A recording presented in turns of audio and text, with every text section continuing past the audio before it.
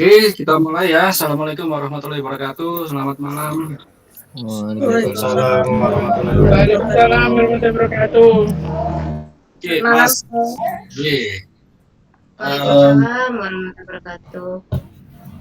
kita lanjut ke materi baru ya. Siapa? Materinya mana ini? Ya, menyusun state of the art. Kemarin kan sudah sampai pada judul dan terus bikin rumusan masalah ya. Sekarang lanjut state of the art ini bisa di introduction ataupun di di literatur review ya. Jadi state of the art itu bisa dipakai di situ. Oke, di situ saya katakan topiknya mengenai SOTA untuk fondasi penelitian yang kuat. Karena kalau susunannya sudah bagus, tinggal menulisnya akan lebih bagus seperti itu. Oke, perkuliahan hari ini isinya pertama adalah apa itu state of the art, ya nanti kita singkat SOTA gitu ya. Kalau SOTA berarti state of the art gitu. Oke, yang selanjutnya materinya adalah mengapa SOTA penting dalam artikel ilmiah. Jadi kita nggak ujuk-ujuk nulis gitu ya, harus punya dasar untuk menjadi pijakan pemilihan variabel, referensi dan lain-lainnya. Oke, selanjutnya langkah-langkah persiapan SOTA.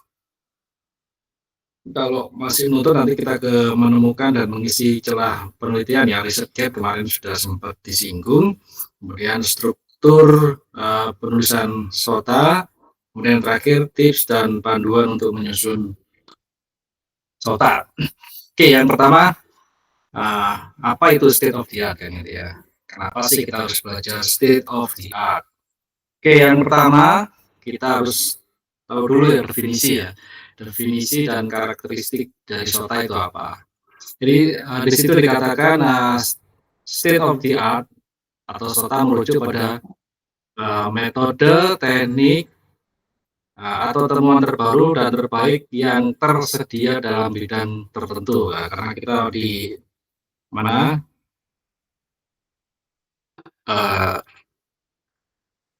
PTK ya, Pendidikan Teknologi dan Kejuruan, kita ke bidang itu ya.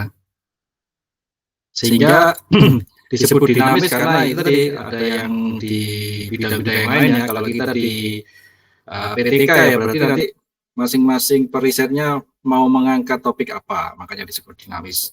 Ia terus berubah seiring dengan kemajuan penelitian dan teknologi, otomatis ikuti ya perkembangan.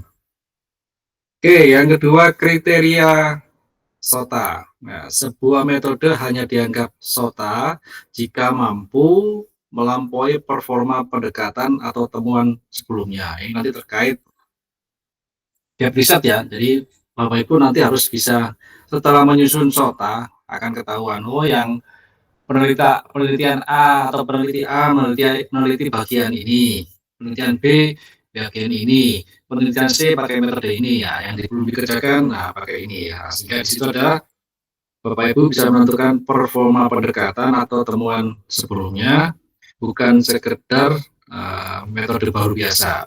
Nah, makanya dari gap riset, celah penelitian mana yang belum dikerjakan, maka Bapak Ibu akan bisa menemukan metode baru atau novelty-nya di mana. Ya, selain lokasi mata kuliah yang kalau kita di pendidikan kan di situ kan. Mata kuliahnya, mata pembelajarannya diganti, oke lah, novelty. Tapi apalagi yang dibarukan kan gitu, misalkan instrumennya yang baru dan lain-lainnya gitu ya. Oke, fungsi utama dalam penelitian SOTA itu berperan sebagai tolok ukur penelitian dengan membandingkan hasil studi dengan pencapaian terbaik. Ya kayak tadi penelitian ABC sisinya sampai di sebelah mana, celahnya di mana nanti itu yang Bapak Ibu kerjakan gitu ya. Oke, sebagai bagian penting ia juga mengidentifikasi celah penelitian atau gap riset tadi ya, yang bisa menjadi dasar justifikasi pentingnya penelitian baru. Jadi dalam menegakkan penelitian baru harus punya SOTA-nya atau keterbaruannya di sisi mana gitu ya. Oke, next ke slide 5. Mengapa state of the art itu penting dalam artikel ilmiah gitu ya. Oke, menuju ke pemahaman yang mendalam, mengidentifikasi teori yang relevan. Jadi kalau Bapak Ibu mau, kalau di PTK kan ada 5 ya, apa namanya, tema-tema besarnya gitu ya. Ada pengaruh, ada pengembangan media, ada korelasi, ada manajemen pendidikan, satunya apa lupa saya, media, kebijakan policy gitu ya, mau ngambil di mana. Oke, di situ Bapak Ibu harus mengidentifikasi teori yang relevan, mau mengambil kebijakan atau manajemen pendidikan, atau mau pengaruh pembelajaran, nah itu harus teori yang mana yang mau diangkat. Sehingga peneliti perlu merangkum teori-teori kunci serta menghubungkannya dengan perkembangan terkini di bidang terkait. Nah, ini kembali ke Bapak Ibu, mau meneliti di mana yang tema besarnya di PTK tadi ya. Oke, kemudian mengetahui peneliti terkemuka. Jadi apa ya? The best-nya peneliti itu di mana kan gitu ya. Kalau di pendidikan, kalau statistik kan Prof. Sugiono kan gitu. Dia penelitiannya yang banyak dipakai kan itu untuk statistiknya kan. Penting untuk mengenali siapa saja tokoh utama di bidang penelitian untuk memahami kontribusi mereka terhadap perkembangan SOTA. Kalau statistik di Indonesia ya Prof. Sugiono. Nanti kalau yang di luar negeri siapa kan gitu ya. Oke, kemudian mengikuti tren terkini. Nah, sehingga Bapak Ibu kalau merujuk referensi karena harus mengikuti tren terkini, ini kan hampir semua dosen ngomong atau di buku pedoman kan referensi yang di citation itu harus 10 tahun ke belakang gitu ya. Sekarang 2025 ya berarti 2015 paling lama kan gitu. Karena ini tadi mengikuti tren. Sekarang penelitian media, pengembangan media sedang marak di mana? Digital literasi kah, atau penggunaan ChatGPT, ataukah penerapan AI ya itu trennya ke arah sana. Fokus pada metode atau pendekatan terbaru membuat peneliti lebih adaptif terhadap perubahan. Jadi yang kayak tadi ya dinamis, ini adaptif bisa mengikuti. Jadi mau kemana itu harus bisa mengikuti. Dan menjaga penelitian tetap relevan. Nah kita di PS2 P3 di 5 tema besar. Kalau di tadi media mau mengembangkan di penggunaan ChatGPT untuk pembelajaran, nah itu juga bisa di situ. Oke, next gap research ya. Nah ini pentingnya menentukan gap research gitu ya. Yang pertama menemukan keterbatasan metode. Jadi sekian banyak metode itu mana sih yang belum dikerjakan atau yang sudah dikerjakan wah cuma sampai segitu ya harusnya bisa diteruskan di ini ya itu bisa dikerjakan Bapak Ibu gitu ya. Di situ dikatakan SOTA dapat mengungkapkan kekurangan atau batasan dari pendekatan yang sudah ada seperti keterbatasan akurasi atau efisiensi. Ini kalau yang di teknik ya, kalau di apa namanya pendidikan masih luas instrumennya atau metode pendekatan metodenya atau model pembelajarannya itu bisa dievaluasi. Kemudian mengidentifikasi konteks baru. Yang tadi karena harus ikut tren tadi ya. Dengan membaca penelitian-penelitian sebelumnya, 10 tahun sebelumnya akan tahu kelihatan Bapak Ibu bahwa tren untuk pengaruh pembelajaran. Nah, sekarang apa? Arahnya kemana? Kalau tren korelasi atau apa namanya SEM itu tadi ya ke arah mana kan gitu ya. Di situ dikatakan penelitian sebelumnya mungkin belum diterapkan pada domain tertentu, mungkin cuma di kognitif. Wah, saya kepingin saya tambahkan lagi psikomotorik sama afektifnya itu bisa. Kemudian membuka peluang bagi eksplorasi lebih lanjut. Nah, ini Bapak Ibu harus lebih mengetahui ya nanti di setelah ini cara menyusunnya seperti apa SOTA-nya gitu ya. Oke, selanjutnya mengatasi masalah yang belum terpecahkan. Jadi penelitian SOTA sering mengarahkan pada tantangan yang membutuhkan metode baru atau inovasi dalam penyelesaiannya. Jadi sekarang apa ini di lapangan di lab, kalau kita di ya ada PTK kan, penelitian tindakan kelas itu, itu kan ada looping, looping yang keberapa itu banyak temuan, Bapak Ibu bisa eksplor di situ. Waduh, pembelajaran saya hasilnya jelek ya selama satu putaran PTK itu ya, penelitian tindakan kelas. Oh, ternyata medianya buku saja, anak bosen, maunya yang interaktif, pakai internet dan lain-lain. Nah, itu bisa dirubah. Itu salah satu penemuan metode baru ya, atau inovasi yang mau digunakan gitu. Tadi sudah gap, ketemu novelty tadi ya, kita udah bicara novelty, kita lanjut ke kontribusi dan originality. Jadi di penelitian itu 3 itu harus Bapak Ibu temukan ya. Novelty ada di gap research, dilanjutkan menuju ke originality, baru ke kontribusi. Oke, kita pelajari satu-satu. Yang pertama, membandingkan hasil dengan penelitian sebelumnya. Perbandingan ini membantu menyoroti bagaimana penelitian baru dari Bapak Ibu ini ya.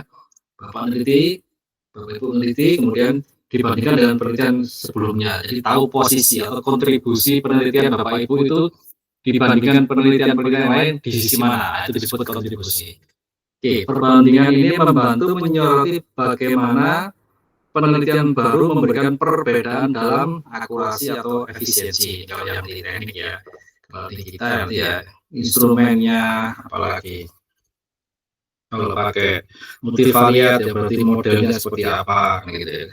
Kalau pengaruh ya konstruk dan lain-lainnya nilainya berapa gitu ya. Oke, kemudian mengungkapkan pendekatan baru. Ini kan Bapak yang desain, Bapak Ibu yang desain ya. Menunjukkan bagaimana metode baru yang Bapak Ibu usulkan, yang diajukan menawarkan solusi yang lebih baik terhadap masalah tertentu. Kemudian menyoroti keunikan data, penelitian menggunakan data unik atau belum umum dipakai dapat memperkuat klaim originalitas. Nah, data unik di sekolah Bapak Ibu masing-masing atau di kelas Bapak Ibu masing-masing itu kan ciri khas unik kan, yang orang lain nggak bisa mengakses kan, berarti itu punya Bapak Ibu ya, berarti itu disebut klaim original asli kan gitu, karena ya wewenang Bapak Ibu besar di situ kan, orang lain belum tentu bisa mengakses gitu ya. Oke, SOTA menjadi tolak ukur. Yang pertama, evaluasi performa metode. Menggunakan SOTA untuk membandingkan parameter seperti akurasi, kecepatan, atau efisiensi dari pendekatan baru. Kalau kita ya berarti apa ya? Main-main instrumen, kalau kita instrumen, kalau apa itu konstruk diukur, akron alfanya berapa, sudah memenuhi validitas, reliabilitasnya, nilainya berapa gitu. Oke, bukti keunggulan penelitian, performa yang lebih baik dari SOTA menunjukkan kontribusi signifikan terhadap bidang tersebut. Oke, yang selanjutnya standar validasi. SOTA berfungsi sebagai acuan untuk membuat klaim penelitian lebih dipercaya oleh komunitas ilmiah. Ini masih belum kelihatan ya apa SOTA-nya, masih definisi-definisi. Kita ke 10 slide 10, setelah itu kita tanya jawab ya. Oke, dengan SOTA itu bertujuan untuk memandu arah penelitian. Tadi kan sesuai spesifikasi minat Bapak Ibu, mau riset di bidang apa, trennya apa, cek 10 tahun terakhir, trennya ke arah mana gitu ya. Ini panduannya karena apa? Satu, mencegah duplikasi usaha. Nah, ini kan nggak boleh plagiarisme. Jadi dihindari supaya nggak double gitu ya. SOTA membantu menghindari penelitian pada masalah yang sudah terlalu banyak diteliti. Ya, kayak kita kan dipengaruh ini dan ini ya, Bapak Ibu harus ke instrumen paling tidak untuk biar beda. Sehingga penelitian bisa lebih fokus. Kemudian fokus pada tantangan baru. Nah, sekarang anak generasi Z belajarnya gimana? Kan beda dengan era kita. Sekarang gimana? Lebih cenderung pakai smartphone, handphone, apa itu, tablet seperti itu kan ya. Beda dengan zaman kita. Pemahaman atas SOTA memungkinkan peneliti untuk memilih masalah yang lebih relevan dan membutuhkan solusi baru gitu ya. Yang terakhir, Peran SOTA dalam menyusun rencana strategis. Dalam mendalami SOTA, peneliti dapat merencanakan eksperimen yang lebih efisien dengan pendekatan yang sesuai. Oke, saya buka pertanyaan dari slide 1 sampai 10 ya, sebelum ke 11 nanti. Kalau lanjut kebanyakan bingung. Oke, silakan bertanya. Yang 1 sampai 10 dulu ya, terkait definisi, buat apa SOTA itu ya. Nanti yang 11 seterusnya itu terkait dengan langkah-langkah pembuatan SOTA. Ada pertanyaan? Diskusi? Monggo.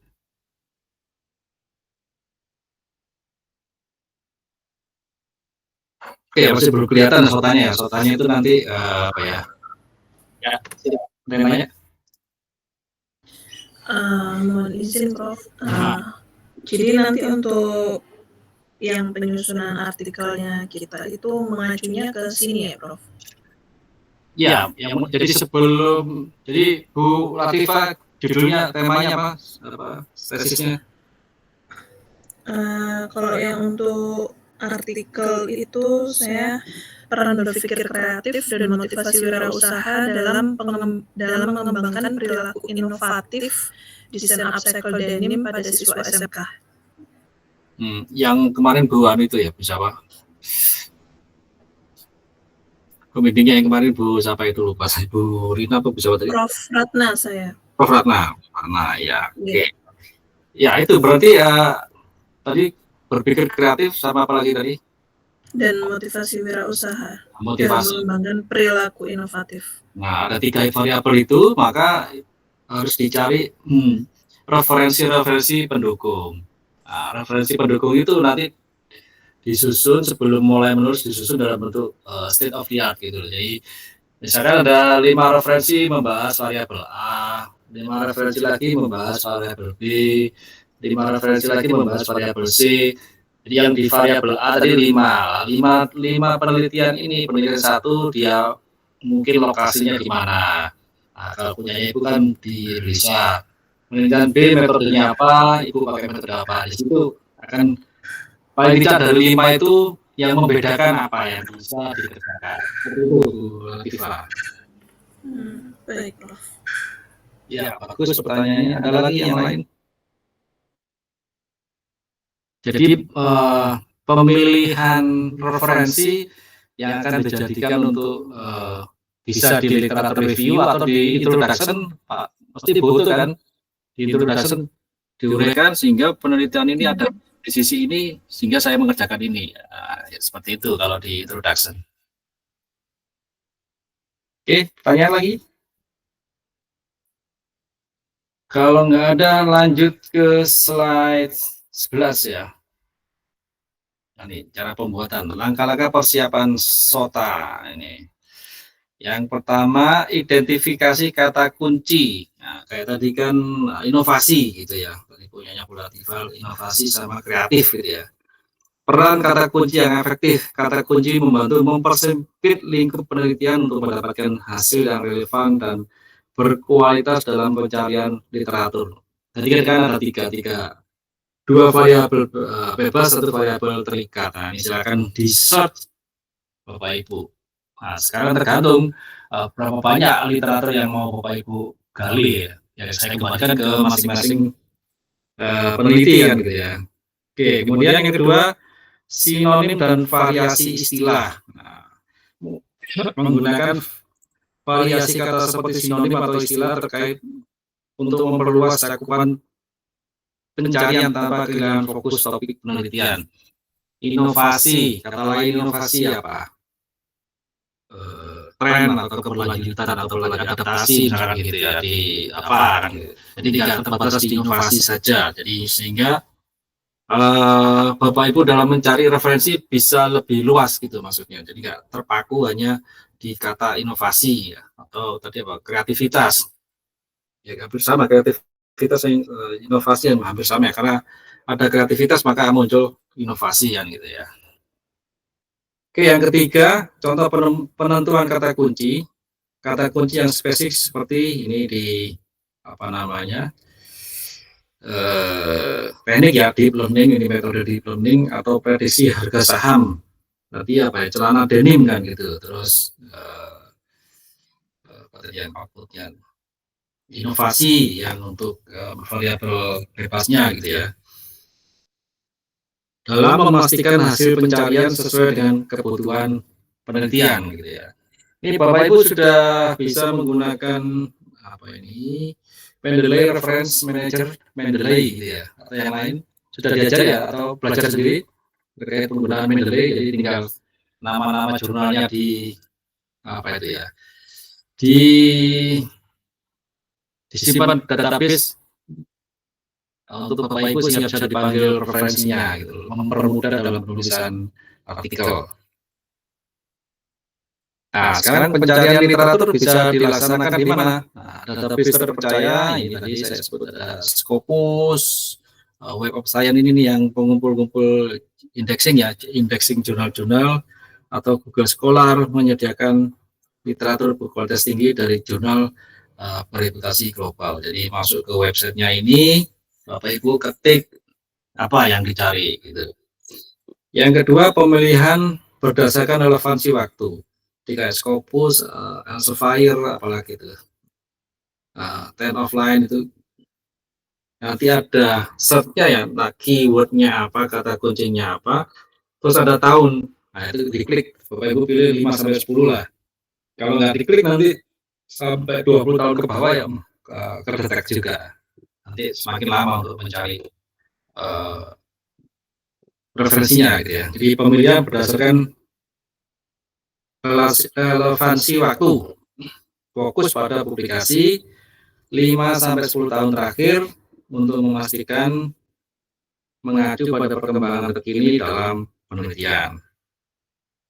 Oke, yang ketiga, menyeleksi sumber berreputasi, jadi memprioritaskan, jadi urut-urutannya ya, karena tadi bicara tren, keterbaruan, update dan gitu ya. Maka yang nomor satunya adalah jurnal, kan? Jurnal kan apa namanya, cepat berkembang gitu ya. Kemudian konferensi boleh dipakai, tapi biasanya masih belum dalam dan setajam jurnal ya, apa mungkin baru judulnya ini, temanya ini yang lagi ya apa namanya ngetren, tapi kedalaman menggalinya tidak sedalam yang di jurnal. Kemudian atau buku dari penerbit ternama tadi, Elsevier dan seterusnya itu ya, untuk menjaga keakuratan dan relevansi literatur, karena mereka apa, sistem review dan lain-lainnya bagus gitu ya, sehingga dapat dipercaya. Oke, next. Nah ini, evaluasi dan analisis literatur. Kapan setelah saya ngambil download banyak literatur itu, terus diapain gitu ya? Apakah cuma ditaruh di Mendeley gitu, atau harus dibaca atau gimana? Ini caranya gitu ya. Yang pertama, membaca kritis. Jadi Bapak Ibu supaya cepat bacanya gitu ya. Mungkin kan ada 15 jurnal dibaca semua ya, nah selesai lagi. Karena bacanya gimana, membaca kritisnya. Yang pertama, mengutamakan bagian abstrak dulu. Otomatis kan setelah judul, oh ini bagus, judulnya kayaknya yang saya cari gitu ya. Nah, sudah dikumpulkan supaya cepat bacanya ya dibaca abstraknya dulu. Kan di abstrak kan ada yang pertama kan permasalahannya apa, metode yang digunakan apa, hasilnya apa. Cepat kan ketahuan. Begitu di abstrak, oh kok bagus ya, baru Bapak Ibu baca ke pendahuluan. Nah, karena di pendahuluan tadi kan ada gap risetnya di mana, permasalahannya apa, tujuannya apa. Nah, sudah ketangkep, langsung lari ke kesimpulan. Jadi yang literatur review dan metode dan result nggak usah dibaca, langsung ke ya kepo aja hasilnya, di kesimpulan gimana sih, apakah bagus ataukah jelek, ataukah menjawab rumusan masalah atau gimana gitu ya. Sehingga Bapak Ibu bisa menilai kebermanfaatan dan relevansi artikel. Ini baru satu artikel ya, jadi baca abstrak, pendahuluan, kesimpulan gitu ya, biar dapat. Itu disebut membaca kritis. Oke, kemudian Bapak Ibu harus mengelompokkan tematiknya. Tadi kan yang inovasi, referensi inovasi sebelah mana dikumpulkan, referensi yang kreativitas di sebelah mana gitu. Oke, di situ disebutkan literatur diorganisasikan berdasarkan metodologi, temuan, tantangan, penelitian, atau parameter lain yang menjadi fokus analisis. Nah, ini bisa Bapak Ibu jadikan kolom ya. Kolom. Jadi yang pertama kolom 1 apa? Pengarang, kolom 2 judul, kolom 3 jurnalnya, kemudian metodologinya apa, temuannya apa, tantangannya apa, berapa kolom berarti? 5, 7 ya. Atau parameter yang lain. Nah, dengan membuat kolom-kolom itu Bapak Ibu bisa mengklasifikasi ya mana yang sudah dikerjakan dan mana yang belum dikerjakan gitu ya. Oke, identifikasi tren ini juga bisa dijadikan kolom lagi ya. Di situ ada menemukan persamaan, perbedaan, dan pola yang berulang dalam literatur untuk mengetahui perkembangan atau celah dalam bidang penelitian gitu ya. Ya, ini kalau di sebelah kanan kiri ini ya. Jadi yang tadi sudah dikumpulkan ini. Jadi pertama mengidentifikasi parameternya apa, variabelnya apa, Bapak Ibu kumpulkan. Nah, setelah itu mana yang cocok sama yang enggak. Yang enggak cocok ya dikeluarkan. Kalau sudah cocok dianalisa, ya ini pakai ini. Dibikin kolom-kolom tadi ya. Masuk yang mana, diinterpretasikan Bapak Ibu. Ini cocok, ini enggak. Ini metodenya baru, ini enggak baru, ini pakai SEM, ini yang pakai apa itu multivariat biasa seperti itu. Oke, yang slide 15 sintesis dan penulisan. Nah, setelah terkumpul tadi ya, ada 15 tadi ya, saya kasih contoh 15 masing-masing 5 variabel. Variabel bebas A, variabel bebas B, variabel tingkat C, kan 15 gitu ya. Nah, dari itu Bapak Ibu bisa rujuk gitu ya. Jadi untuk menyusun dalam satu paragraf didukung oleh misalkan 3 atau 5 referensi seperti itu. Jadi penyusunan narasi mengintegrasikan temuan dari berbagai sumber untuk membangun cerita penelitian yang koheren dan sistematis. Nah, jadi inovasi merupakan apa? Menurut penulis A, inovasi diperlukan untuk siswa dan seterusnya.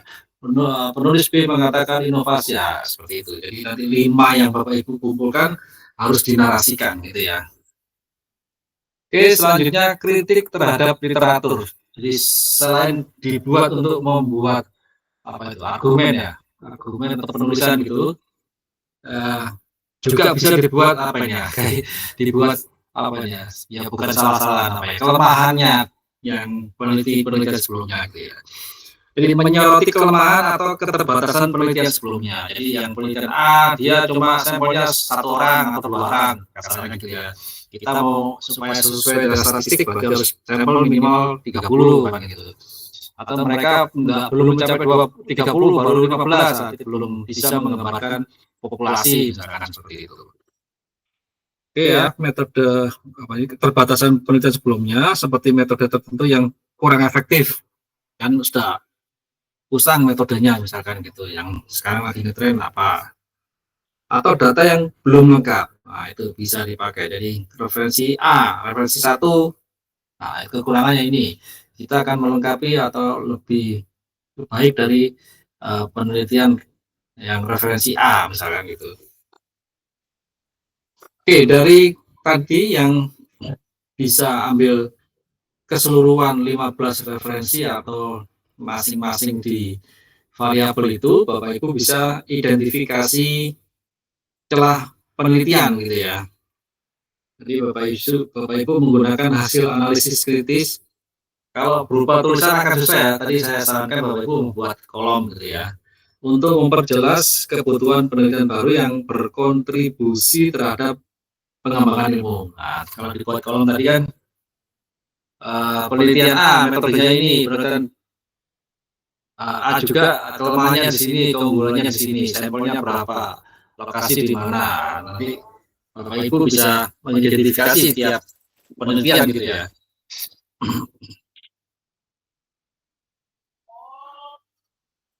Oke, kita lanjut ke slide 16. Ini sudah ya tadi ya kayaknya. Oke lah, kita bahas lagi terkait cara menemukan atau mengisi celah penelitian atau research gap. Nah, ini gimana caranya? Oke, balik ke definisi dulu ya. Apa itu celah penelitian? Jadi pada area penelitian yang belum diasupi informasi memadai, apa ya? Yang belum dikerjakan lah, pokoknya yang belum dikerjakan oleh penelitian lain. Jadi merujuk pada aspek-aspek pengetahuan yang belum terungkap atau dipahami, bahkan belum dikerjakan secara menyeluruh oleh penelitian sebelumnya. Jadi gampangnya gitu. A dan peneliti referensi A dan B kerjakan ini, C-nya atau celahnya itu yang belum dikerjakan. Nah, itu yang Bapak Ibu kerjakan. Satu ya tadi ya, yang belum diasupi informasi memadai, yang ini, atau pertanyaan yang belum terjawab. Nah, mencakup topik penting yang masih membutuhkan eksplorasi lebih lanjut untuk memahami fenomena yang terjadi. Nah, kalau sekarang Bapak Ibu bikin soal multiple choice gitu ya, terus tidak mengawasi anak-anak, nanti akan pakai ChatGPT untuk menjawabnya. Atau soal subjektif gitu ya. Sama, kalau nggak diawasi anak-anak bisa menggunakan ChatGPT. Jadi kalau mau mengembangkan, Bapak Ibu bikin soal yang supaya anak-anak tidak menggunakan, atau bukan soal tugas di rumah gitu ya, supaya anak-anak tidak menggunakan ChatGPT, bagaimana caranya? Ini karena untuk memahami fenomena yang terjadi. Ini termasuk masalah yang sekarang ini kan, kalau kasih tugas cepat-cepat tinggal masuk ke ChatGPT selesai kan gitu. Ya, tantangan bagi kita pendidik ya untuk mengatasi hal tersebut. Oke, yang ketiga, peluang kontribusi penelitian baru. Cara ini menjadi dasar untuk mengembangkan metode. Jadi kita sebagai akademisi harus kreatif ya tadi, kreatif, inovasi untuk bisa menemukan hal-hal baru, memunculkan masalah baru. Dari gap riset tadi kan masalah baru dimunculkan, ya kita selesaikan juga. Selesaikannya bagaimana ya? Pakai menggunakan metode-metode atau pendekatan yang baru. Di sini metode, teori, atau hasil yang dapat memperkaya wawasan di bidang tersebut. Nah, kalimat memperkaya wawasan di bidang studi tersebut disebut dengan kontribusi. Ya.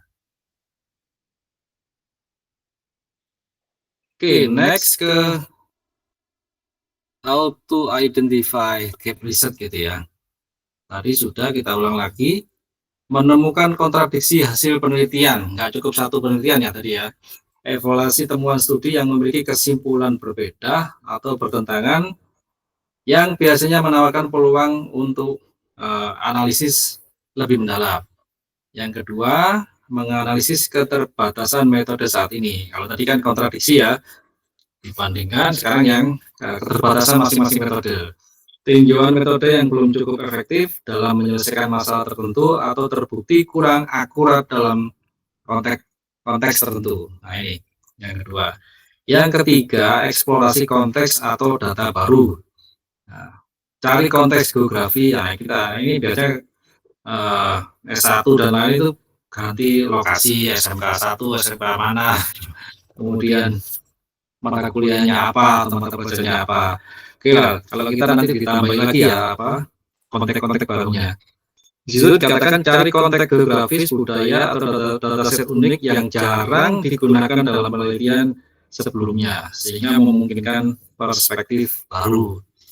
Tadi inovasi jarang, apalagi generasi Z ini apa ini? Motivasi sudah banyak ya, motivasi. Ya, dicarilah nanti variabel apa yang lagi tren, hingga di situ Bapak Ibu bisa menemukan hal-hal baru. Oke, posisi penelitian Anda. Setelah Bapak Ibu tahu celahnya, Bapak Ibu harus bisa memposisikan sebelah sinilah ya yang akan menjadi kontribusi di penelitian saya gitu kan. Yang pertama, satu, mengisi kekosongan teori. Nah, ini nanti di apa ya, di literatur review atau kalau nanti di tesis di bab 2 itu ke belakang nanti ada kerangka penelitian ya. Nah, di bab 2 itu Bapak Ibu harus menyusun teori-teori untuk bisa menjawab atau menyusun kenapa variabel ini penting. Nah, itu. Penelitian dapat bertujuan untuk memberikan dasar teori baru yang belum disentuh dalam studi saat ini. Apakah inovasi diperlukan ataukah cukup kreativitas atau malah kedua-duanya harus digunakan. Oke, yang kedua mengatasi kelemahan metode sebelumnya. Di-improve, Bapak Ibu harus mengimprove metode yang sebelumnya ya. Kayak tadi cuma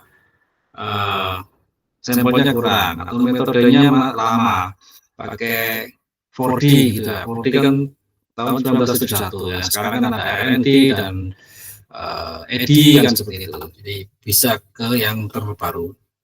Mengusulkan solusi metodologi yang lebih baik untuk meningkatkan akurasi, efisiensi atau skalabilitas. Kalau kita kan reliability, validity kan gitu ya. Oke, kemudian fokus pada konteks spesifik. Nah, masing-masing penelitian Bapak Ibu harus spesifik karena akan menjadi kontribusi di penelitian menyeluruh ya. Saya meneliti tadi celana jin apa tadi ya. Khusus daerah mana mungkin dibutuhkan tambahan lokal konten gitu ya. Di situ dikatakan menggunakan pendekatan yang sama seperti penelitian sebelumnya boleh itu dipakai. Nah, tapi di sini dengan memanfaatkan dataset atau populasi baru yang memberikan dimensi lain dalam studi. Jadi kalau pakai dataset sampel yang sama boleh, tapi nanti Bapak Ibu harus menggunakan metode yang lain ya. Ini metodenya yang digunakan untuk improve data yang sudah ada gitu ya dari pihak penelitian sebelumnya. Oke, kita habiskan dulu aja materinya supaya lebih tergambar SOTA seperti apa ya. Oke, struktur penulisan SOTA yang pertama menggambarkan latar belakang. Kenapa kita butuh state of the art tadi ya, digunakan di mana? Satu, untuk menggambarkan latar belakang penelitian Bapak Ibu. Jadi latar belakang penelitian Bapak Ibu bukan diuraikan kalimatnya Bapak Ibu kayak bercerita gitu ya, kayak waktu kita SD mengarang bebas gitu ya. Tapi kita mengarang tapi didukung oleh referensi, maksudnya seperti itu. Jadi memperkenalkan topik penelitian dalam konteks luas, menjelaskan relevansinya dan mengaitkan dengan tren penelitian terkini di bidang tersebut. Nah, ini semua didukung oleh tadi state of the art yang Bapak Ibu tadi ambil data di mana Scopus dan lain-lain itu untuk mendukung misalkan di paragraf 1 terkait latar belakang atau pendahuluan gitu ya. Oke, di paragraf selanjutnya itu bisa muncul menyoroti pentingnya state of the art. Jadi balik lagi tadi ke Volatify, contohnya kan kreativitas sama inovasi. Kenapa sih itu diperlukan? Nah, itu kan didukung oleh beberapa tulisan. Nah, itu bisa di sini dipakai. Menyediakan argumen mengapa memahami dan menyusun tadi SOTA merupakan langkah penting dalam mengidentifikasi posisi penelitian. Peneliti A menjelaskan inovasi, tapi inovasi digunakan untuk bidang studi yang lain. Nah, kita tarik ke PTK misalkan seperti itu. Yang ketiga, menjelaskan tujuan bagian, memberikan gambaran umum bahwa bagian ini akan membantu pembaca memahami teori, konsep penting, dan kerangka kerja penelitian dari Bapak Ibu. Gitu. Jadi nggak langsung, ya memang dibangun, disusun supaya pembaca itu tahu, oh yang dikerjakan Bapak Ibu di sisi ini, gitu ya. Kemenarikannya di sebelah mana, gitu. Oke, next ke slide 22. Ini bisa di mana? Di latar belakang ataupun nanti kalau di seksi literatur review itu bisa digunakan, gitu ya. Jadi untuk pembuatan state of the art isinya membuat subheading yang terorganisir Di situ ada kategorisasi topik seperti metode. Jadi SOTA itu bisa ditaruh di metode, di pendekatan. Tantangan utama membantu pembaca memahami struktur tinjauan. Jadi tidak berdiri sendiri gitu ya. Kemudian menyajikan perbandingan dan evaluasi. Nah, bisa muncul gap, bisa yang Bapak Ibu propose, saya metodenya di sisi ini ya, gitu. Keterbaruannya di situ. Membandingkan penelitian terdahulu secara kritis berdasarkan metodologi, hasil atau kontribusi yang relevan. Ini bisa membuat heading ini menyajikan. Yang ketiga, memanfaatkan kutipan, jadi mendukung ide Bapak Ibu ya. Jadi kalau saya pakai inovasi ya didukung oleh penelitian 1, 2, 3 untuk meningkatkan motivasi siswa atau kreativitas siswa misalkan seperti itu. Mendukung klaim, ya, dikatakan mendukung klaim yang dibuat dengan referensi terpercaya seperti kutipan jurnal ilmiah, buku, atau laporan konferensi terkemuka ini yang biasa dipakai sebagai rujukan. Oke, kesimpulan SOTA, kenapa SOTA dipakai? Yang pertama, merangkum temuan utama. Jadi Bapak Ibu bisa menyoroti poin-poin kritis yang telah dibahas, memberikan penekanan pada kontribusi penelitian sebelumnya. Ya diulang-ulang lagi, tapi harus dibaca dulu ya referensinya tadi. Kalau mau baca cepat tadi, abstrak, pendahuluan, kesimpulan kan gitu ya. Satu artikel baca cepatnya, tapi harus sudah tertarik ya, berarti harus dibaca semua sampai ke metodenya seperti apa, hasilnya seperti apa. Oke, SOTA kenapa diperlukan? Menjelaskan celah penelitian. Jadi merangkumkan temuan utama, kemudian menjelaskan celah penelitian, mempertegas area yang belum banyak diteliti atau kekurangan pendekatan yang ada sebagai dasar justifikasi. Kenapa saya pakai penelitian ini gitu ya. Oke, yang ketiga menyambungkan ke penelitian baru, ini kontribusi ya. Jadi posisi penelitian Bapak Ibu kan baru, temuan baru, berkontribusi di bagian apa gitu ya. Menunjukkan bagaimana penelitian yang diusulkan bertujuan untuk mengatasi kekurangan atau celah tersebut dengan cara inovatif. Ini kan bahas tadi yang gap risetnya di sebelah mana yang Bapak Ibu kerjakan didukung oleh state of the art atau kumpulan referensi gitu ya.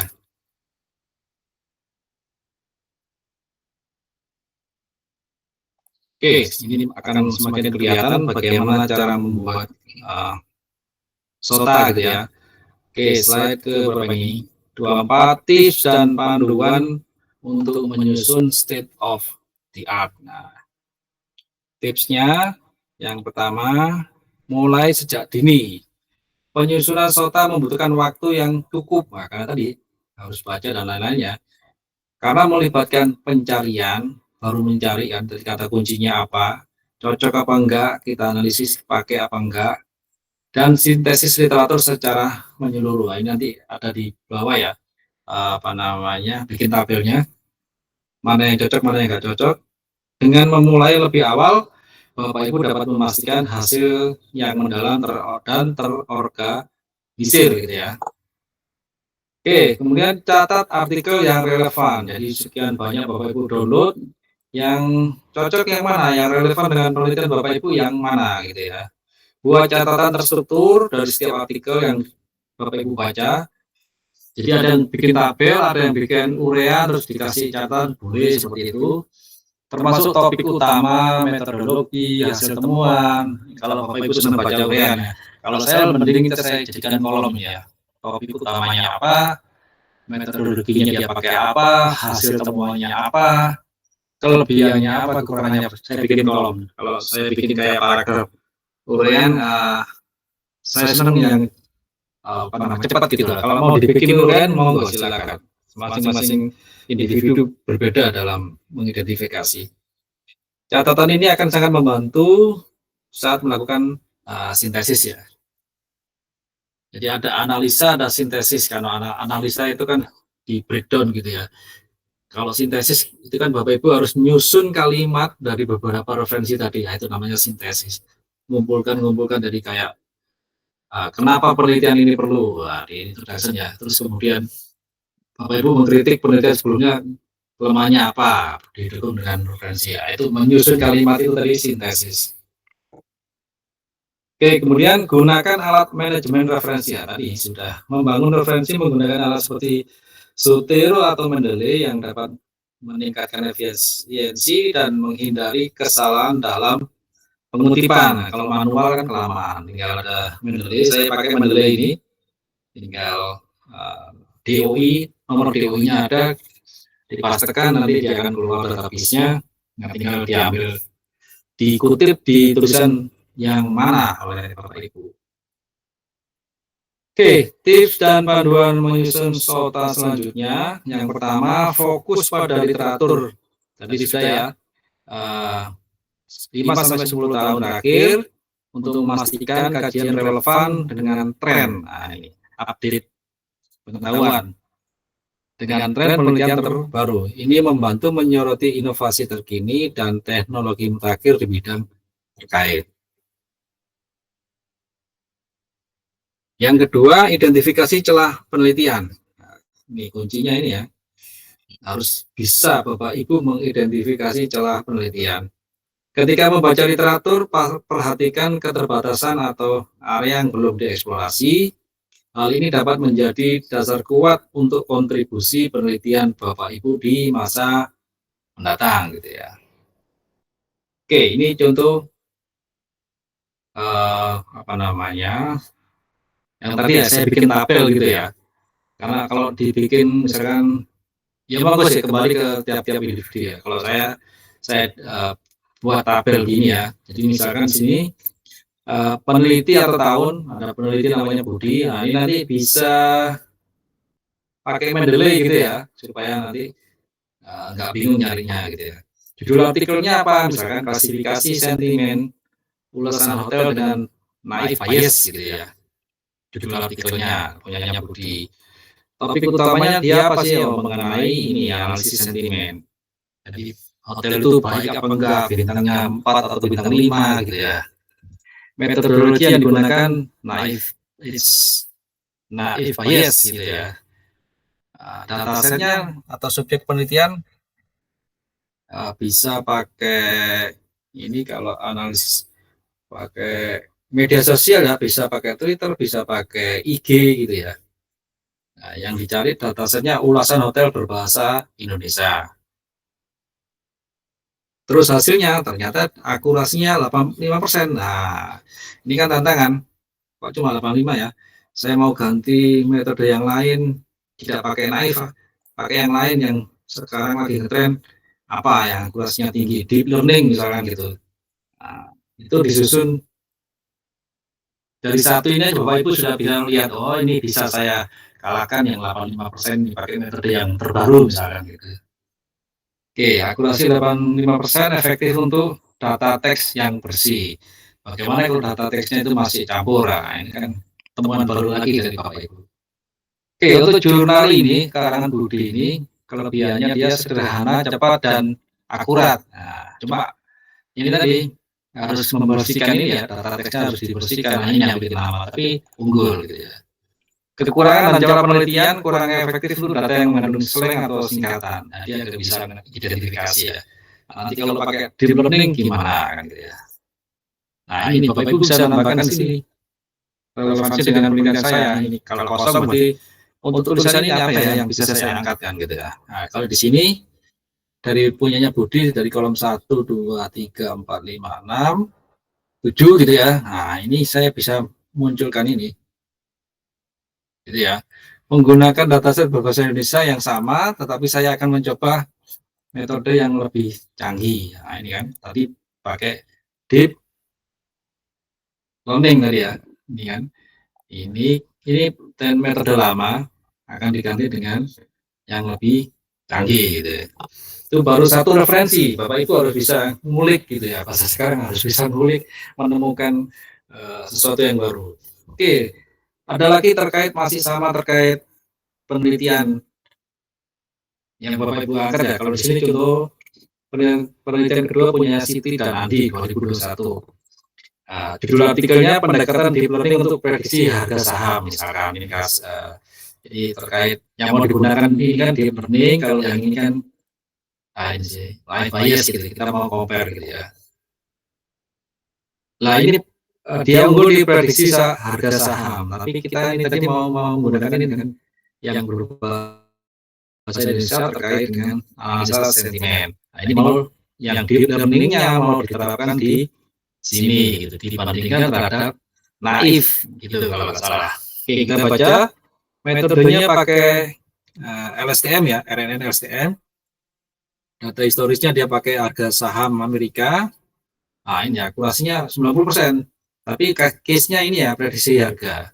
90% ini apakah bisa saya gunakan di ini? Gitu. Oke, kemudian kelebihan akurat mampu mempelajari pola kompleks. Nah, ini keunggulannya dari tulisan ini, unggulnya ini kan gitu. Kalau ini sederhana tapi cepat. Oke, dari membaca abstrak introduction kesimpulan ya, tapi kalau kurang detail ya, berarti Bapak Ibu harus baca ke metode sampai hasil result gitu ya. Dengan membaca itu Bapak Ibu bisa ini menentukan kekurangan dan celah penelitian. Oke, untuk karyanya Siti membutuhkan komputasi yang besar hanya diuji pada data. Nah, ini karena ini ya LSTM dia rumit gitu ya di learning. Komputasinya besar, komputernya harus canggih. Kemudian ini hanya saham Amerika Serikat. Oke, kenapa dia pilih ini? Kita baca. Saya bisa mengadopsi metodologi LSTM ini untuk memprediksi ini kasus lainnya. Saya kira mau dimasukkan ke sini. Nah, ini di dua kasus berbeda ini berarti. Ini cuma contoh aja ya. Kalau ini saham di Amerika, ini mau diterapkan harga aset kripto di Indonesia. Ini contoh dua berbeda ternyata bukan sama. Ya, ini contoh dua berbeda. Nanti kalau ini mau dipakai ya berarti tetap ini Bapak Ibu ubah salina ini karena mengacu ke penggunaan analisis sentimen. Metodenya akan saya ganti pakai deep learning. Ini dari mana? Deep learning karena dia punya akurasi yang lebih tinggi kan gitu. Oke, itu Bapak Ibu materi yang bisa saya sampaikan. Untuk minggu depan habis ini kita diskusi, tapi saya kasih dulu yang bocorannya. Minggu depan jadi tidak ada perkuliahan, akan saya share soal UTS. Nah, ini case-nya seperti ini ya. Jadi bocorannya ini nanti Bapak Ibu harus siapkan topik penelitian yang relevan dengan bidang teknologi dan kejuruan. Berarti kan ya Bapak Ibu kemarin kan kita sudah diskusi termasuk masing-masing topik judul tesisnya gitu ya. Kemudian lakukan pencarian literatur yang mendukung topik tersebut menggunakan minimal 10 sumber dari jurnal, buku, atau laporan conference yang terpercaya membuat terserah. Nanti Bapak Ibu boleh bikin seperti ini atau bikin tadi kayak paragraf menguraikan kalimat ini, monggo silakan.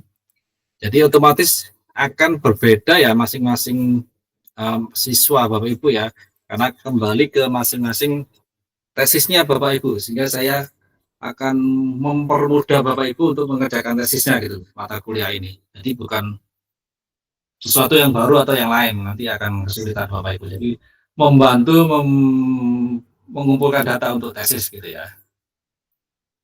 Oke, instruksinya susun tinjauan pustaka berdasarkan hasil pencarian literatur Bapak Ibu.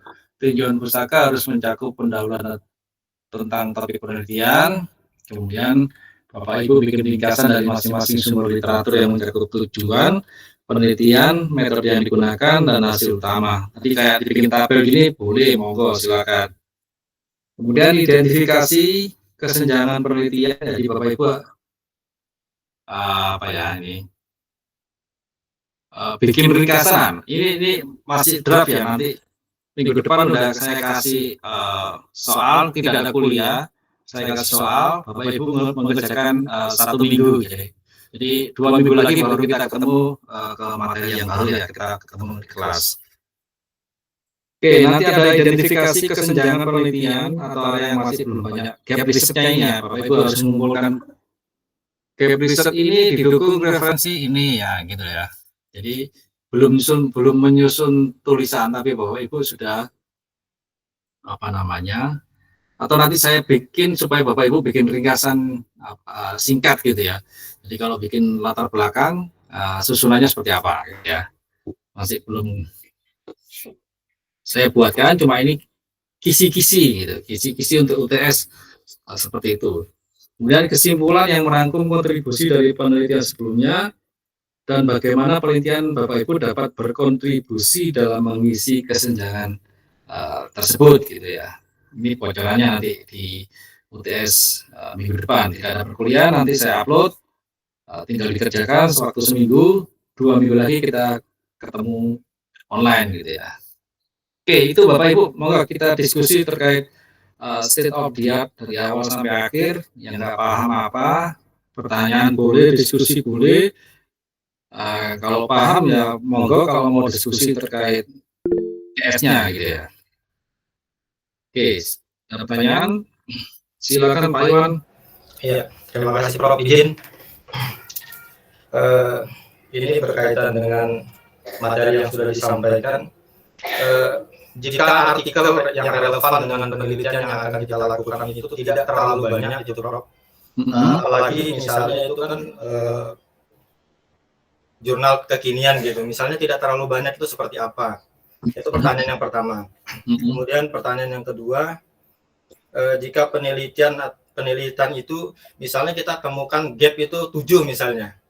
Kemudian kita kan apakah kita harus menyelesaikan semua gap tersebut atau kita boleh misalnya mengambil 4 atau 5 dari gap tersebut kemudian kita jadikan untuk penelitian gitu kan, untuk menyelesaikan untuk menyelesaikan gap tersebut gitu kan. Jadi tinggal semuanya kita ambil dari artikel yang akan kita perbaiki tadi gap penelitiannya itu. Kemudian yang ketiga, jika hasil penelitian kita menggunakan metodologi yang berbeda dengan penelitian sebelumnya, kemudian ternyata hasilnya di bawah atau bahkan sama dengan penelitian sebelumnya, itu seperti apa, Prof? Ya, mungkin 3 itu, Prof. Terima kasih. Oke, bagus ya pertanyaannya, banyak, jadi paham ya. Terkait referensi yang nggak banyak gitu ya tadi Pak Iwan ya. Apa namanya? Kalau boleh tahu judulnya tesisnya, topiknya mengenai apa Pak Iwan?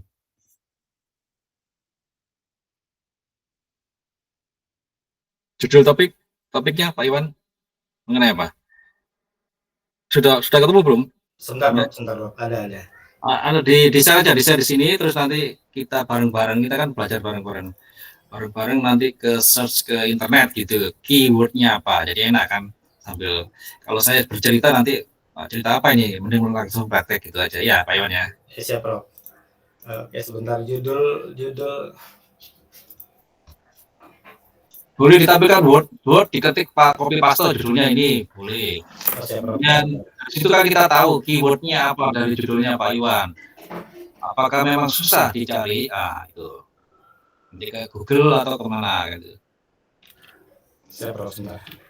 Jadi bareng-bareng gitu ya, dan perhatikan ya, ini langsung praktek gitu. Kalau tadi kan saya ngoceh aja kan, nanti ada yang ngantuk, ada yang tidur, nggak tahu. Lebih tahu.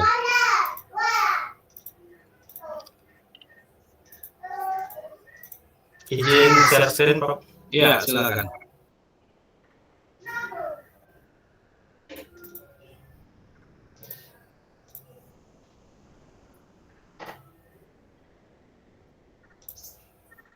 Ya.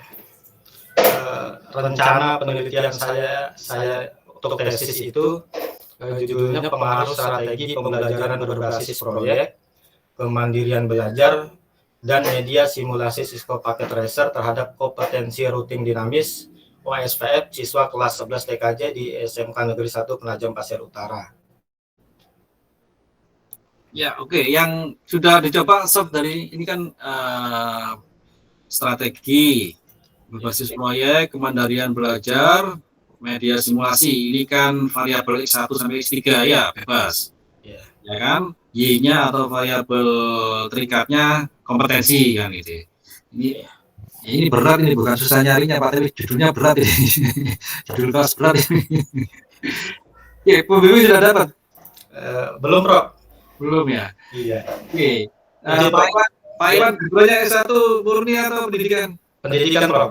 Pendidikan. Jadi sudah tahu ya apa itu strategi sama metode sama model, sudah tahu ya? Sudah, Prof. Insya Allah mudah-mudahan bisa, Prof. Pakai strategi ya, bukan pakai metode ya, pakai strategi ya. Iya. Strategi. Belajar. Oke, sudah oke sih, tinggal apa ini yang susah yang dicari yang mana ini? Yang tadi katanya referensinya susah yang mana? Sejauh ini sebenarnya kalau dari semua ini saya untuk pembelajaran berbasis proyek itu sudah saya cari, sudah sempat cari di Scholar itu lumayan gitu sudah ada. Kemudian Strategi atau pembelajaran? Strategi pembelajarannya Strategi karena beda-beda nanti. Berbasis proyek ya. Ya. Oke, yang nggak banyak ditemukan yang mana? Kemudian kemungkinan di media simulasi Siskop pakai tracernya nih, Prof. Oke, ini berarti kan punyanya Cisco. Iya, betul. Cisco, media simulasi Cisco. Simulasi. Banyak, masa nggak banyak? Ini orang yang bisa banyak. Ini di copy aja media simulasi Cisco pakai tracer itu di copy. Izin Prof, saya sebenarnya sempat utak-atik, bentar ya, saya share yang ini. Ya, silakan.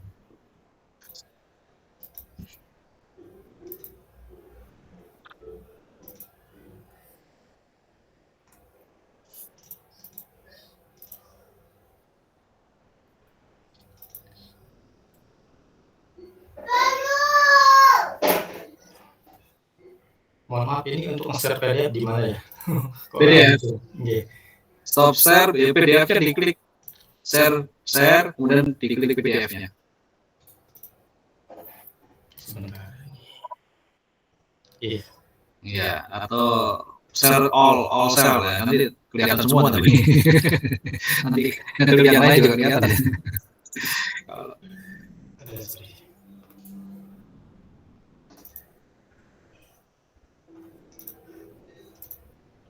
Share tinggal Windows ini yang muncul cuma sebentar ya.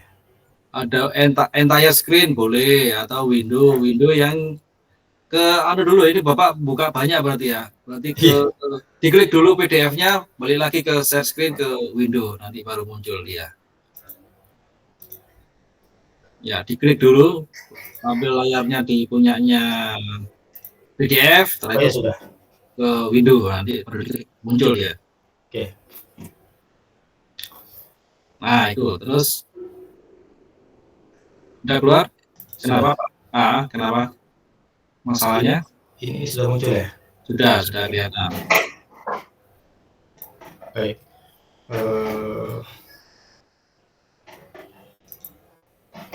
Oke.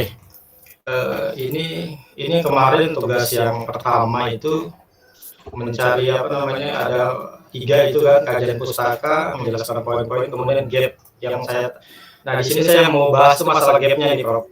Jadi punya saya itu di jurnal yang saya cari itu dia sebentar, ini ada bagian terakhir. Nah, ini kan agak ya, yang saya pertanyaan nomor 2 tadi, Prof. Di sini jadi dia ada sekitar 7 gap itu, tapi nanti yang saya teliti itu ada gap yang tidak bisa saya lakukan juga. Jadi penelitian sebelumnya itu contohnya misalnya dia tidak ada kelompok kontrol gitu kan. Jadi untuk penelitian pada siswanya itu tidak ada kelompok kontrol. Nanti saya juga kemungkinan tidak ada kelompok kontrolnya karena di lapangan di tempat saya itu siswanya itu cuma ada 1 rombel. Artinya saya nggak bisa melakukan kontrol ke kelas yang lain gitu kan. Misalnya di kelas 11 itu cuma ada satu rombel gitu. Otomatis kan saya nggak bisa melakukan kelas kontrol di kelas yang lain gitu karena beda jenjang sudah. Nah itu gapnya yang sama dengan penelitian sebelumnya yang saya juga nggak bisa lakukan. Kemudian ya itu bukan gap, itu kesama itu Pak. Bukan gap. Kan sama punya Iya, Prof, maksud saya begini, nanti ini kan ada beberapa gap yang saya temukan gitu kan, misalnya tadi yang saya sebutkan ada 7, tapi nanti dari penelitian sebelumnya itu saya hanya bisa melakukan, kalau di situ disebutkan, kan termasuk gap itu, Prof. Maksudnya ada temuan yang harusnya bisa kita perbaiki begitu kan? Ya kalau usulan saya, Pak Iwan kontrolnya bisa ngambil di SMK lain atau nggak bisa? Kan sama, ada mata pelajaran sama, kan. Betul. Ya tinggal temannya aja, datanya dikasih, instrumennya diukur, udah selesai kan. Oh gitu ya Prof ya. Nah, ini kan one shot doang, nanti ya dosennya, pembimbingnya kayaknya nggak bisa, ini harus pakai kontrol ya, ambil aja di SMK yang lain, selesai. Oh iya siap Prof. Ya, Iya harus kaku-kaku gitu nanti. Oh gitu ya. Iya, selesai kan. Jadi gap akhirnya ya. Iya, jadi gap akhirnya Prof. Jadi gap.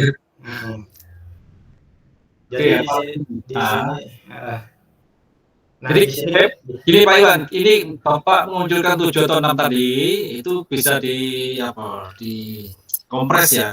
Intinya apa tadi? Ternyata ya anggap aja tadi dia nggak punya kelas kontrol. Pak Iwan punya kelas kontrol misalkan gitu aja dari satu untuk artikel ini misalkan gitu kan cukup bisa. Bisa merangkum semua yang tadi di dalam 6 yang tadi kalau menurut saya sih. Tapi gap yang lain juga menarik ini Prof. Boleh kalau mau diangkat kalau memang tertarik di bidang itu ya. Contohnya misalnya di penelitian sebelumnya ini dia tidak menggunakan strategi pembelajaran, itu kan sudah termasuk gap. Itu sudah masuk di judul berarti Prof ya. Kemudian dia menggunakan routing itu kan ada banyak Prof. Nah di sini dia menggunakan routing EIGRP sama RIP. Nah saya ngambil gapnya yang di routing OSPF gitu. Itu kan sudah mengisi gapnya gitu kan. Ya. Itu nanti bisa dimasukkan ke kritik kenapa penelitian ini jelek gitu ya. Bisa bandingan dengan Pak, karena dia ternyata one shot kan gitu kan. Terus atau mungkin dia punya keunggulan karena dia melaksanakan pre dan post kan gitu. Seperti itu. Jadi di kalimat susunan kalimatnya itu bisa dirujuk gitu loh. Jadi gap yang tadi Pak Iwan temukan itu bisa dimasukkan ke kalimat gitu, Pak Iwan. Siap, Prof. Ya. Oke, jadi yang pertanyaan pertama referensinya kurang, yang mana ini? Kurang. Itu tadi saya berandai-andai aja, Bro. Misalnya iya, saya kan belum mencari semua. Banyak kok kalau sekarang kamu banyak. Yang penting keywordnya, kata kuncinya harus pas gitu. Oke, nomor 1 oke ya, nomor 1 oke, nomor 2 tadi siapa ini? Oke, tadi banyak. Memang banyak bagus kalau bisa mengidentifikasikan, tinggal dimasukkan ke kalimat yang mana. Nanti dari secara referensi ngumpul menjadi satu yang di state ya, yang dikatakan, ditulis itu dari kumpulan dari beberapa referensi tadi itu apa, gap risetnya apa tadi. Misalkan selama ini tidak pernah digunakan tadi apa ya, Cisco untuk apa tadi, kompetensi misalkan gitu. Selama ini kan apa ya, nanti dari beberapa jurnal itu Bapak bisa jadikan satu untuk menuliskan kalimatnya itu. Tapi kayak tadi yang gap 1, 2, 3, 5 itu bisa untuk di paragraf-paragraf itu Pak. Kalau kritik tulisan ini dia kekurangannya di sini. Kalau yang di tempat saya nanti akan menggunakan kelas kontrol lah seperti itu. Oke, terus yang 3 loh. Ternyata saya pakai tadi Pak, sudah dahsyat loh judulnya tadi Pak. Ini sama yang ini yang sekarang lagi tampil kok lebih jelek. Nah, itu ya Pak ya. Iya betul. Itu gimana Pak? Gitu. Kalau menurut saya nggak masalah. Berarti kan yang penting tahapannya digunakan, susunannya sudah baik. Nah, berarti untuk peneliti selanjutnya, ini jangan diteruskan penelitian ini. Jadi Pak Iwan menerangkan penelitian ini nggak salah, karena memang yang dilakukan Pak Iwan tadi mungkin ada variabel yang nggak cocok untuk Cisco gitu. Di variabel apa tadi lupa saya itu yang mana yang nggak cocok, nanti kan dia tadi validasi atau reliability-nya kan kelihatan. Nanti di situ Bapak cerita hipotesa. Jadi hipotesa Bapak Ibu nggak keterima, nggak terbukti semua ya nggak apa-apa, nggak salah. Justru nanti peneliti selanjutnya jangan melakukan yang diteliti Pak Iwan karena hasilnya jelek gitu. Iya, siap. Yang penting ininya urutan kerjanya benar loh ya. Jadi itu sudah benar. Penelitian kita nggak ada benar atau salah, ya memang sudah sesuai itu. Jadi kasarannya gini, yang penyakit yang belum ada obatnya apa ya? HIV atau satunya COVID gitu ya. Bapak Ibu saya kasih uang 100 triliun, sekarang bikin obat yang bisa menyembuhkan. Berani nggak? Harus jadi obatnya loh ya. Kira-kira ada yang berani neliti nggak? Kan nggak ada kan. Ya, misalkan neliti pakai kencur untuk COVID, ternyata nggak efektif ya. Berarti jangan pakai kencur, yang lainnya pakai jahe. Jahe juga nggak pakai yang lainnya. Jadi yang meneliti jahe sama kencur salah enggak, justru menunjukkan jahe sama kencur nggak efektif untuk COVID gitu loh. Itu ya Bapak Ibu paham ya. Jadi bukan bahasa Jawanya muspro itu bukan. Nah, yang itu penegakannya udah bener, oke lanjut. Artinya jangan dipaksakan harus lebih tinggi gitu Prof ya. Kalau misalnya Iya. Nah, karena memang mungkin ada variabelnya, kondisi lapangan apa, nggak cocok. Pakai Cisco ternyata nggak ada komputernya atau internetnya jalan, ya kan bisa aja. Anak-anak nggak paham kan gitu bisa aja. Nah, nanti di diskusi, seksi diskusi, Bapak Ibu harus bisa menjelaskan kenapa ini kok hipotesanya nggak terbukti semua. Menjelaskannya itu pun harus didukung dengan referensi, jadi bukan cuma kata-kata apa ini, kata-kata Bapak Ibu enggak, terus ternyata tidak terbukti karena menurut penelitian A memang siswa yang ini monggo Bapak Ibu yang lebih paham. Itu Pak Iwan. Iya siap Prof. Terima kasih. Jawab semua ya. Iya siap. Oke, bagus pertanyaannya. Oke, terima kasih Prof. Izin saya. Iya. Oke, yang lain monggo kita diskusi terkait SOTA sama draft kisi-kisi UTS-nya ya, pokoknya bikin SOTA terus bikin kalimat introduction misalkan gitulah. Bapak Ibu harus munculkan yang tadi contohnya Pak Iwan tadi ya. Monggo yang mau belum paham terkait SOTA atau UTS-nya yang tadi sempat saya bahas sebentar. Kalau mau baca lagi nanti setelah ini Bapak Ibu mau baca setelah perkuliahan. Oke ya, saya rasa sudah ahli semua ini ya, sudah ekspor semua. Jadi kembali ke tesisnya biar cepat 1 tahun lulus gitu ya. Kita bikin instrumen, semester depan sudah berdata langsung ujian tesis gitu. Oke, kalau tidak ada pertanyaan, yang minggu depan tidak ada perkuliahan, saya kasih soal UTS. Silakan dikerjakan minggu depan, minggu depannya 2 minggu laginya baru kita ketemu materi gitu ya. Oke, saya akhiri perkuliahan malam hari ini. Assalamualaikum warahmatullahi wabarakatuh. Tetap sehat ya Bapak Ibu ya.